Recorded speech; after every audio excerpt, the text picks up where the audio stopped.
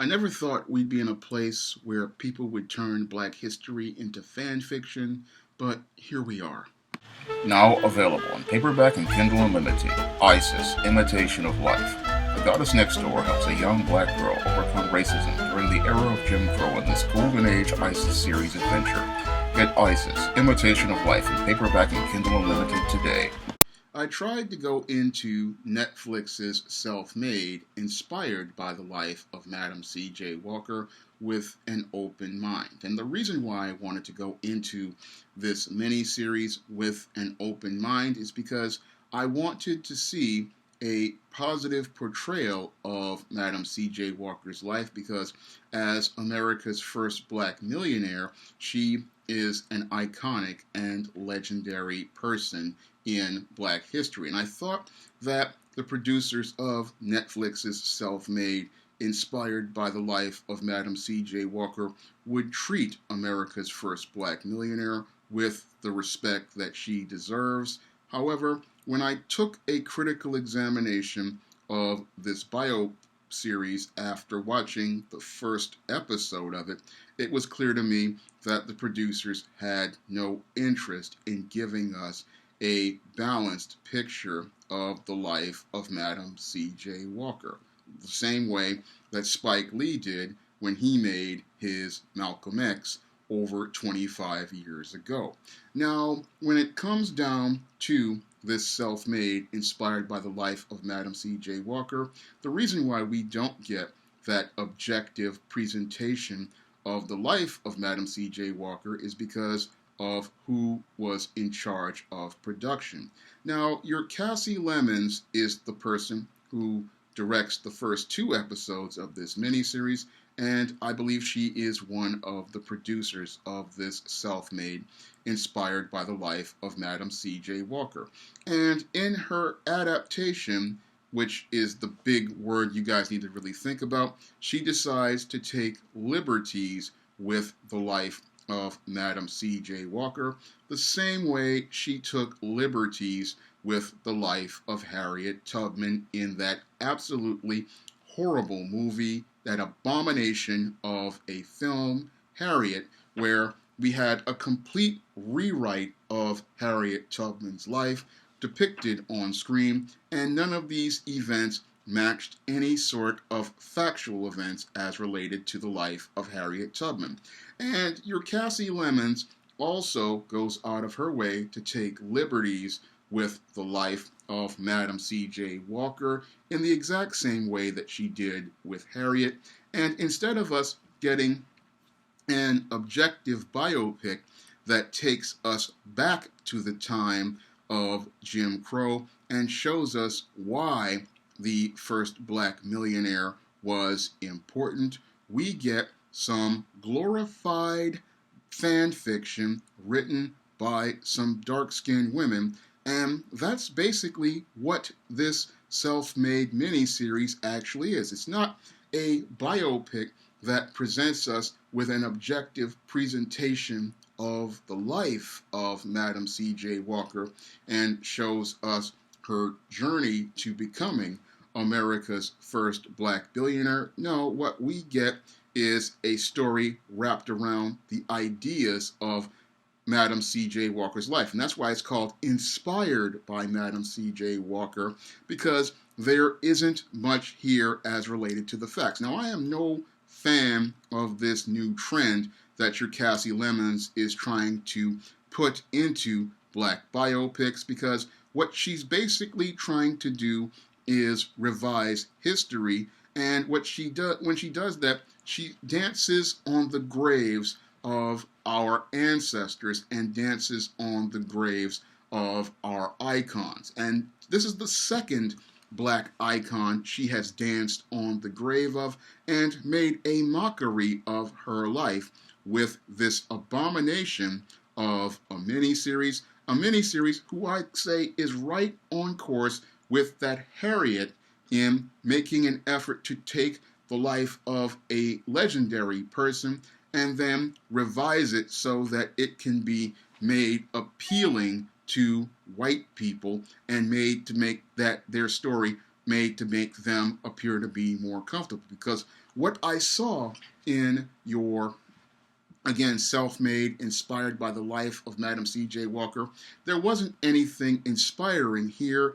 It's just nothing more than, again, a glorified fan fiction film that was made basically to turn Madam C.J. Walker into Mammy C.J. Walker, because that's what Octavia Spencer plays in your self-made, inspired by the life of Madam C.J. Walker. She plays the poor, put-upon black woman who is presented as this victim, and she is basically a Mary Sue for this miniseries, presenting an avatar for your dark-skinned women, because it seems like everybody is out to victimize your Madam C.J. Walker in this miniseries.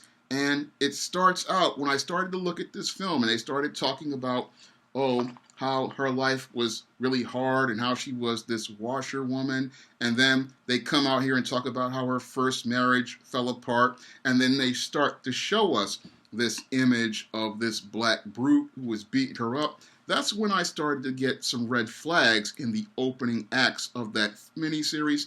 And then they brought in the bumbling, stumbling daughter, played by your Tiffany Haddish, and I really started to see some red flags in this story because, again, I wasn't seeing an objective perspective as related to giving us a dignified presentation of Madam C.J. Walker. Again, this was looking more and more like a slanted piece of propaganda meant to present black women from the position of victimization. And that was another thing that irked me about this film, was everybody was beating up on poor put-upon Madam C.J. Walker, and the whole focus was on, again, this whole dark-skin, light-skin dichotomy, and that was another troubling thing for me because, it was about the evil, light-skinned women going after Madam C.J. Walker, looking to do her bad and looking to get even with her, but there was never any sort of accountability or responsibility on her part. It was always, we want to be like these light-skinned women. We don't like these light-skinned women because they have that silken hair and they have this creamy white skin. And again, it was again, all these insecurities about these light-skinned women, and I'm being funny here because I know what light-skinned is, but the light-skinned women, and they were the supposed enemy of the black woman in this film, and they were believed to have had all of these advantages, and I looked at that presentation as related to, the issues of hair and skin tones, and I found them to be quite troubling because I don't see how this really fits into the story. I mean, if you want to put these details in here, but the way they were presented in this film was they basically demonized the light-skinned woman, the biracial woman, and made her out to be the ultimate enemy of the dark-skinned woman or the brown-skinned woman. And when I looked at that part of the film, it basically was coming across like propaganda to me. It wasn't coming across like, okay, your Madam C.J. Walker, she wants to give these black women something to help them with their self-esteem. It became about all of the insecurities I have seen with some of these darker-skinned black women. And I talked about that in depth in my own novel, Spellbound, about how a lot of these dark-skinned women have these insecurities about these light-skinned women, believing that they have some sort of advantage. And what I was trying to say in Spellbound was they really didn't have anything to fear. With the Matilda character, I was trying to say, here is this biracial nerd who basically becomes a goth, and this dark-skinned woman was so insecure that she was afraid of this woman. That's why she was bullying her and threatening her and harassing her, because she had these fears about this light-skinned woman supposedly getting all the guys, but she really didn't even care about any of that. She was just trying to get through a day. But because we don't get any objectivity like I put in Spellbound, we get this whole insecure theme throughout the movie, and it practically ruins the entire story and makes it fall completely apart, because it seems like this light-skinned person is an Achilles heel for Madam C.J. Walker. But the great irony is that while she's sitting there talking about her feelings about this light-skinned woman and all her privileges, she is trying to sell them these hair products that will give her hair similar to her. And again, that came from the perspective of the insecurities of the dark-skinned woman. Now, the other thing that I found to be quite irksome about this whole miniseries was the presentation of black men. And the presentation of black men here was basically on the same level as Alice Walker's The Color Purple. And every black man from C.J. Walker's first husband was a black brute, and we basically get a spectrum of all the stereotypes presented to us in one of the times in American history where we had black men who had no choice other than to be responsible. And I found that to be one of the most egregious things about this film, was trying to demonize the image of our black men in an era where our men were at the most responsible and the most dignified. This Cassie Lemons goes out of her way to demonize the image of the black man, basically perpetuating almost every stereotype known to man regarding black men, starting again with the abusive black brute to the daughter's first husband, who basically is a repackaged Pookie, talking about how he wants to do a juke joint and being basically a coon throughout the series, almost burning down Madam C.J. Walker's house and setting them back.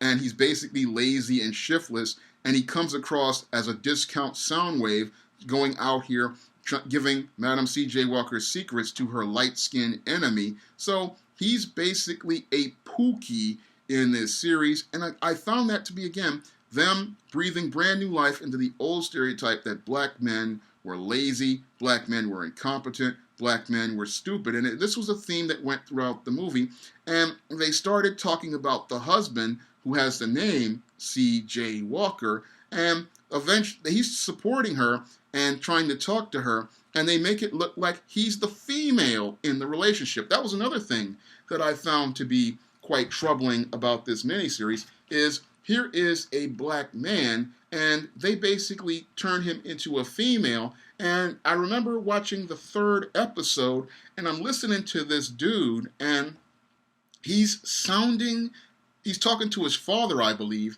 and he sounds just like a female. I listened to that, I said, this dude, I wondered, what happened to his backbone and his stones? I mean, did he need some Midol? Did he need some sanitary napkins? Because when I listened to him, he sounded, again, just like a female. And I was looking at Blair Underwood, I was listening, I was like, what are they trying to say about black men here? He was like completely effeminate in that third episode. And I'm like, this is quite troubling, because we went from, him being in the background to him being emasculated, and then him being effeminized right in front of us. And that was one of the other troubling things. The other part was the lawyer, and the lawyer came in. He was a bellhop, and then she gives him a job, and he finds some humanity, and he finds his place. But then what they do is they crap on him, talking about he's involved with this number runner, and again, trying to find ways to demonize all of these black men who are trying to help her and make them look like bad guys, make them look stupid, and make them look like betas.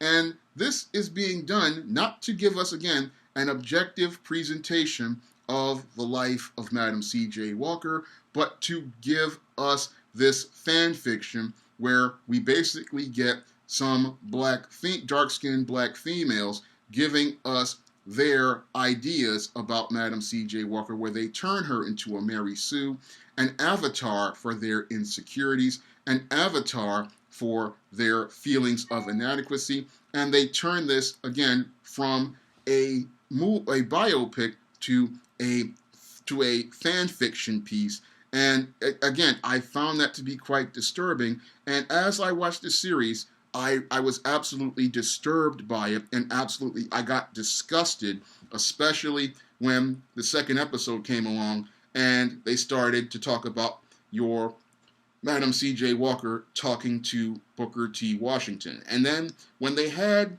Booker T. Washington, the man whose philosophy possibly could have saved the black community, and they spoke against him, that's when I really started to get angry about this miniseries, because Booker T. Washington wanted to go out here and give black people these skilled trades so that they could go out and build their own black community.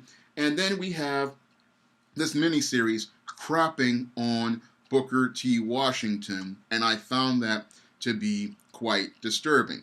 And why they do is they make Booker T. Washington the light-skinned guy and make him the bad guy, but then later on they bring in W.E.B. Du Bois, who was biracial himself, and make him a darker-skinned man and make his philosophy the one everybody should follow. And that's when I started to smell the stink on this miniseries, talking about W.E.B. Du Bois helping out Madam C.J. Walker. And I looked at that, I said, so you're going to tell me that this guy who talked about talented 10th and of the 10% going out here and helping out the 90%, he's going to help Madam C.J. Walker, and then what's going to happen is that's going to help black people? I looked at that and I said to myself, this is a piece of propaganda right here, because we all know W.E.B. Du Bois was not anything anybody would want to support. And when they did this, demonizing Booker T. Washington, that's when I really started to have real serious issues with this miniseries, because we weren't getting, again, an objective biopic that gave us the life of Madam C.J. Walker. No, we were again getting this dark-skinned woman's fantasy being brought to life, where we get these demonized light-skinned women who are all out to have affairs. They're presenting all of the light-skinned women, again, in this film, were presented in a harlot way, and all of the dark-skinned women were presented as virginal and pristine and pure. And that was something I had an issue with, because, again, not giving us any sort of balance as related to story. It was all about them putting out this story, again, saying that the light-skinned woman was this monster, but not dealing with the insecurities of the black woman, the darker-skinned black woman, and dealing with those insecurities and showing that the way you take your confidence back has nothing to do with hair. It has to do with you finding your value in self. And sadly, that theme was lost in the story of Madam C.J. Walker. We didn't see anybody talking about finding value in self. Instead, we get this whole theme where your Madam C.J. Walker is buying into many of these black feminist ideals, and she's basically trying to be masculine and trying to talk about things that men talk about as related to patriarchal stuff, and trying to transpose it onto a matriarchal platform. And what she wants to do is, she knows that she's dying, she wants to have this legacy, and her bumbling, stumbling, incompetent daughter can't get her a legacy, so she decides to bring in another daughter to come in. She adopts this girl, technically, not through real papers, and then brings her in to take on over her legacy.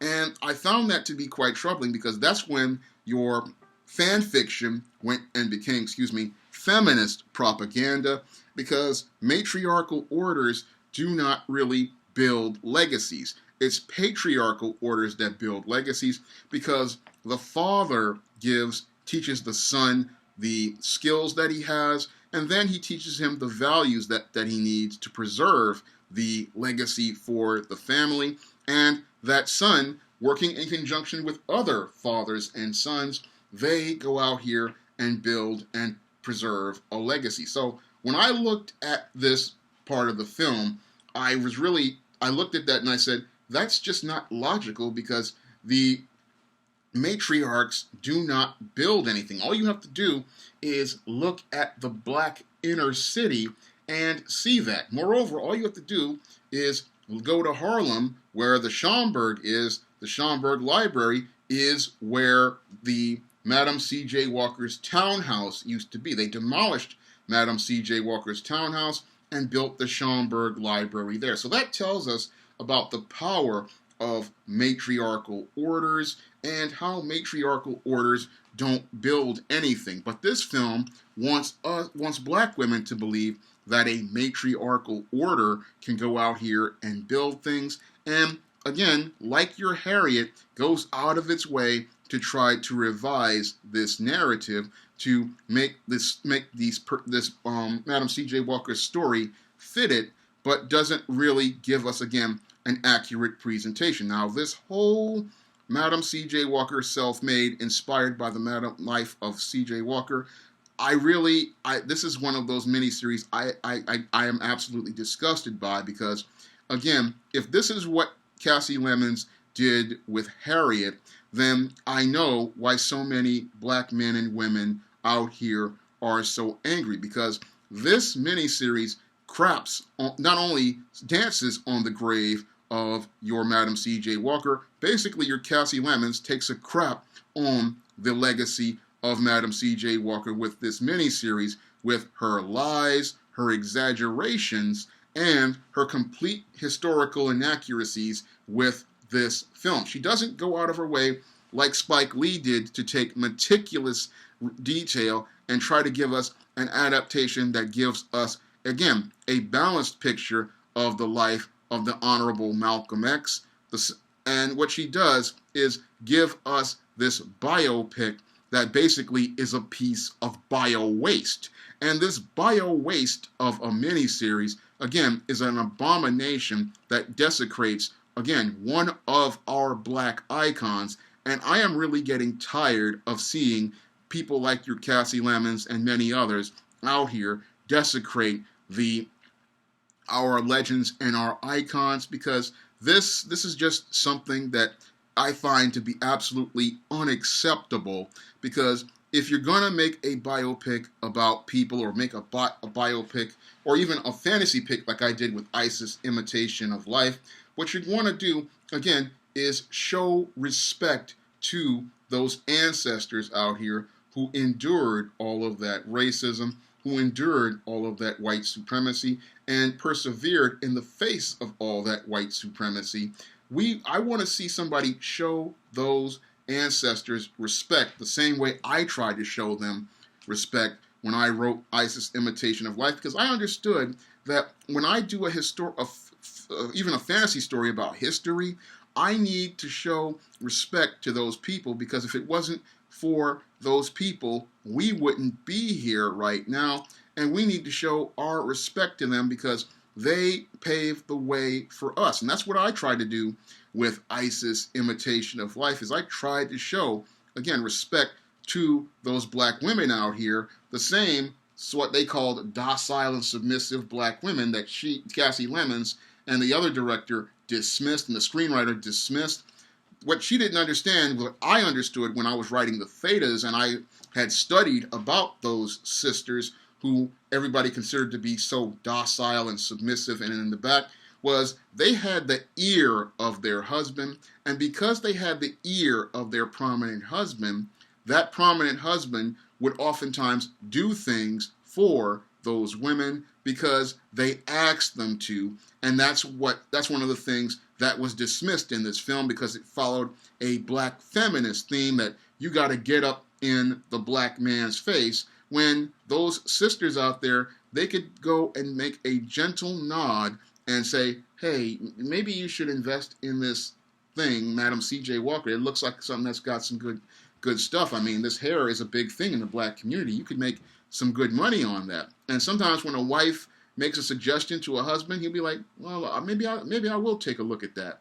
And because his wife is talking to him and talking to him reasonably, he's going to be persuaded to go out here and do things for them. That's what I wrote about in The Thetas, my novel about black sororities and the history of black sororities, that that was the approach that meant to be used. But this bio waste of a biopic, they presented the whole idea, oh, you got to get up in the man's face, when again, during that time of Jim Crow, women did not do that because they understood that if they go out here and they disrespect their man, they make themselves look weak.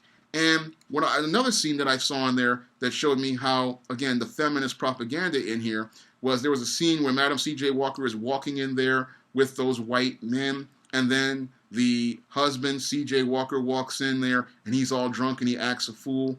And I looked at that and I said, they have completely effeminized this man. I mean, basically, in that time, the man would be talking to the men, and then he would introduce his wife. So basically, they didn't really even do their research as related to the formalities or the manners or the demeanors of things, or the social rules, because there's social rules. I mean, if a man was out here, he had to, again, be with the men during that time period. It wasn't no woman going out here and getting with these white men and bringing these white men and walking them around. No, a man had to do that.